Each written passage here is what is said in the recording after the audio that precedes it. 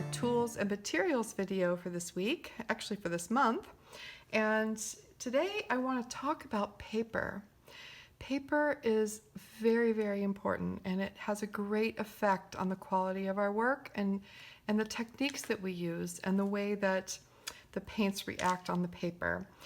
And so I want to talk a little bit about the difference between cold and hot press paper, and then show you some of my favorites of each. Now, it's really important to understand that quality matters with watercolor, okay? You can use any kind of watercolor paper for practice. It doesn't matter. Our Strathmore watercolor postcards are great for small projects to do, like dandelion lessons and Artists for Everyone projects. But when we do a watercolor project that is meant to frame or something that we really want to spend time on and have good results, it's important to use artist grade paper. So the main difference between artist grade paper and student grade paper is that artist grade paper is usually archival, and it's usually 100% cotton.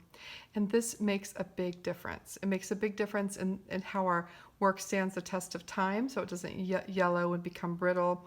But it also makes a difference on how the water reacts to the paper.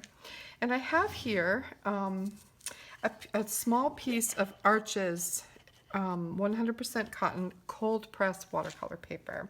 And I want to start with this one because it's sort of the industry standard for really good cold press artist grade paper. A lot of watercolorists use this paper. And what cold press means is that when they make the paper, they don't smooth it out with a hot press, okay? It's just done on the mold, and it's not changed. The texture is not changed. Therefore, it has a little bit of a texture, a little bit of hills and valleys in the paper, okay? This is wonderful for allowing our paint to move freely. It's really good for looser washes and to get sort of a textural look to our work. It is okay for detail. There is a better paper for detail, and we'll go into that in a little bit. But Arches paper comes in sheets, and the sheets are huge. They're 22 by 30. They're really big. And I buy them that way because it's more economical, and then I tear them down to size. So I'm going to show you really quickly how I do that. So to tear paper, let me get, I'll use a crystal. And what I do to tear it into pieces is the first thing I do, let me grab a pencil, is I mark the right side of the paper. So when you receive it, it's going to have a watermark, and when you can read that watermark, that's the right side of the paper. And so I take a pencil and I just mark the corners of the right side with a little X. Oops, sorry, I have the wrong side. So you can see, I don't know if you can see the watermark here, but it says Arches. Okay, Arches France, Aquarelle Arches. I can read that. That is the right side of the paper. So I'm going to mark X's on each of the corners. And then I'm going to fold the paper in half. No matter what size it is, I fold it in half. And I usually paint fairly small, so I mean, you can leave it whole if you want to make a big work, but if you want to make smaller pieces, this is how you do it. So I fold it in half, then I'm going to take a smooth, sharp object, like a crystal or a dinner water glass or something, and then I just move it over the crease, okay? So I'm just moving it over the crease to sort of flatten that crease out. Then I open it up and I turn it the other way and I fold it again, and I crease the paper again with some kind of clean, hard object. Then I'm going to fold it over again and fold it over again. And then I put it on the table and I put my hand down on one side and hold the other side and very carefully tear it. Now the reason I do that is because it gives the paper a pretty deckled edge, okay? You can also cut your paper. You can use an X-Acto knife or scissors. That's fine. I just tend to tear my paper. So this paper is now torn into two pieces, and I can do that again and again until I have the size of the paper that I want. So that is how you tear paper. Now, I want to demonstrate the texture of this cold pressed paper. So if I take a brush, and I have here one of my Earth Mineral Arts paints. This one's called Hawk Rust Orange. And I'm just going to show you the texture of a cold pressed paper. So if I take my paint and just move it on the paper with plenty of water, you can see the texture of the paper shining through, okay? And if you have a granulating paint, you'll see this when, I'll show you, I'll take a picture of it when it dries. The paint tends to settle into these grooves and it gives you a more textural effect, okay? The other benefit to a really good quality artist grade paper is that it's professionally sized and it's 100% cotton. So the paint stays wet a little longer, it stays on the surface of the paper a little longer, and so we have time to manipulate it and move it while it's still wet, okay? I can even start to lift paint if I want to. This is a fairly staining paint, but I can still move this paint, all right? The other thing is that it's pretty sturdy paper. It's 140 pounds, okay? That is the standard weight. Some watercolor papers also come in 90 pounds. I find it far too lightweight. 140 pound is the paper I choose most often. There is also 300 pound paper, which is very stiff like a board, harder to tear, but it's really great if you're doing a very, very wet painting and you don't want your paper to curl and buckle. But 140 pound paper is almost always what I choose. All right, so that is a cold pressed paper. And again, this is Arches, 140 pounds, okay? So you can kind of see the texture. Can you see the texture of the paper? That is a cold pressed paper. So now I'm going to show you a hot press paper. And this one is also Arches hot press paper. Arches hot press paper is also 140 pounds. It's also 100% cotton. It's a beautiful paper, but it has a very smooth finish, okay? So the paper doesn't have texture. This is a little bit more difficult to work with, but you'll see it has a very different effect. So the paper the paint will not settle into the grooves. It stays on the surface of the paper. The main benefit to hot press paper is that it's really great for getting fine detail because the paper is totally smooth. So we can use our brush to get very precise lines, and this the edges won't feather out into those grooves. Very, very important for things like botanical work, where you want a lot of fine detail. Or when I paint a bird, I will choose hot press paper. Whenever I know I'm going to want a lot of fine detail, I choose hot press paper. But I'd like to mention that I use hot press paper almost always because I love the way the paint lays on the paper. I love the effect that it gives me, even for looser landscapes. It just takes a little bit more practice to do washes on hot press paper. There's a bigger margin for error, I think, but it is my favorite for sure. And Arches is one of my favorites because it's a very hard surface, okay? It's very crisp and hard. It can take a lot of abuse, a lot of lifting, a lot of layers. All right, so that is hot press paper. So if I put some water down in it and then take pictures later, you'll see that it dries with a very different effect than with cold press paper. So I'm gonna hold this up so you can see it. So it's very smooth, okay? It doesn't have those little grooves in the paper, the hills and valleys like the cold press paper does. So that's Arches hot press paper. So I'm going to show you some other hot press papers. This is another favorite, and this is by Saunders Waterford.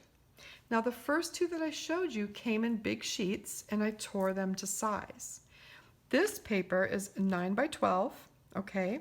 It's also 140 pound, 100% cotton, but it comes in a block. So a block is basically a pad of paper that is glued on all four sides, leaving a little tiny piece so you can rip the paper off if you need to.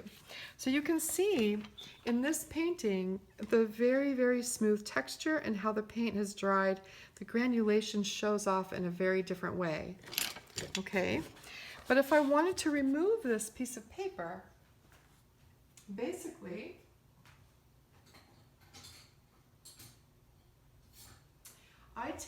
I use a cake spatula, like for decorating cakes, just this thin piece of metal, and you slip it under where the paper is not glued, and then you just run it around the edges until you lift off. Oops. Until you can lift off the paper. And it's kind of tricky, and sometimes you just have to take your time. So you're just running this cake spatula around the edges where the paper is glued. Now the benefit to this, to a block, is that you don't have to stretch your paper if you're working on something very wet. The paper will not buckle as much, it'll dry flat. It's really, really handy. I use blocks an awful lot, okay? I will say that sometimes towards the end of a block, the edges start to lift up a little bit, and then you have to just take the piece of paper off and stretch it like you would a regular piece of watercolor paper. I don't tend to paint very wet most of the time, so I don't have to stretch my paper very often. A lot of the time I'll either use a block or I'll take a piece of paper and I'll tape it on all four sides to a drawing board, and that helps keep it flat. Okay, so this is Saunders Waterford paper. And also very, very smooth, has a beautiful, beautiful hard surface. Okay, another very fine paper that I use often. So that's another hot press paper in a block form. Okay, now another paper that I've used many, many times and for many years now is Fabriano Artistico. Okay, it's the Artistico line, 100% cotton in traditional white. Hot press. This is also 140 pounds. Now this paper is a kind of a creamy soft white, so if I want something that's not really a bright white, I choose this paper. It is also a very, very smooth finish, almost a woven finish, and it's a little bit softer, okay, than the Arches paper. So I can show you a little bit of color on here. This paper tends to soak up the paint much quicker than Arches because it's softer. It doesn't have such a hard finish. So it doesn't give me as much time to move. You see how you can kind of see a line where the paint has soaked into the paper. So again, this makes it a little bit trickier to use for washi work, but if you're doing very fine detail work, it works very well. Okay, so this is the Fabriano Artistico hot press paper. It's traditional white. It's a very warm white. Okay, that's another one that I've used a long time, especially for botanical work. It's very nice for that. So my other favorite hot press paper is by Stonehenge, and that is the same brand that we talked about for drawing, okay? But this is their watercolor paper. It's called Stonehenge Aqua Hot Press. It is also 140 pounds. It is, this is a 9x12 size, which is the size I almost always use, and it's 100% cotton. So I'll show you, this one has a painting on it that I did of dandelions. So you can see how much very, very fine detail I can achieve on this paper. It's absolutely beautiful. It's more white, so the colors show up brighter, okay? So this is Stonehenge Aqua Hot Press. It's a wonderful, wonderful paper, and this is the block form. It also comes in sheets, okay? Stonehenge Aqua Hot Press. So those are the main hot press papers that I use.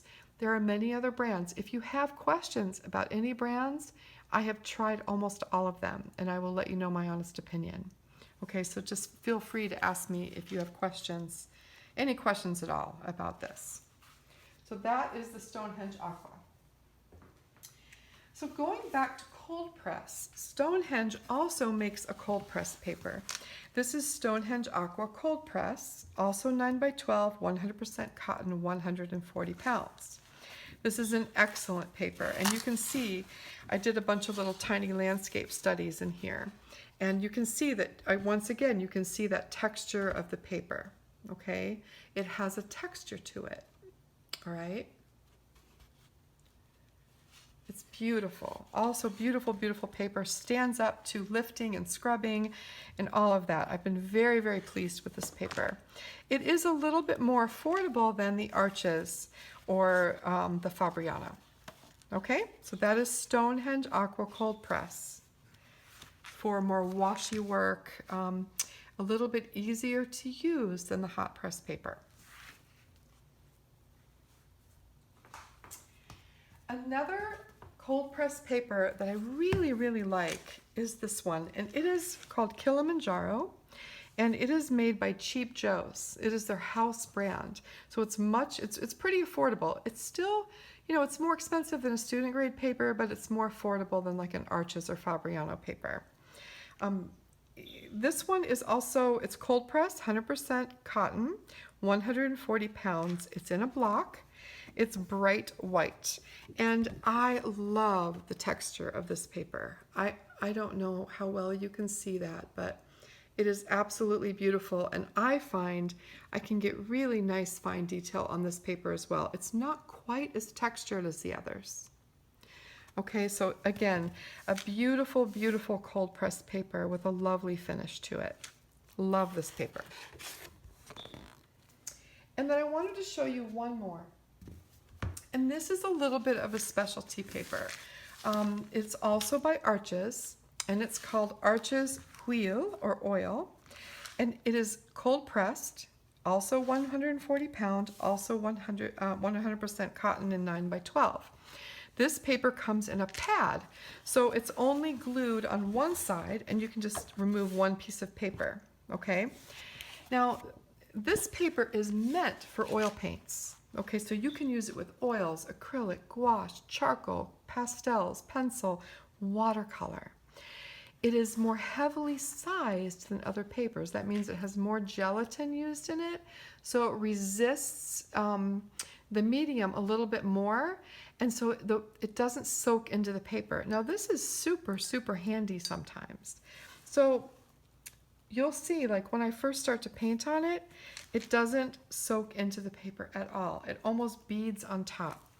This is great for certain techniques. It's wonderful for landscapes, but as soon as I start painting, it does go into the paper beautifully.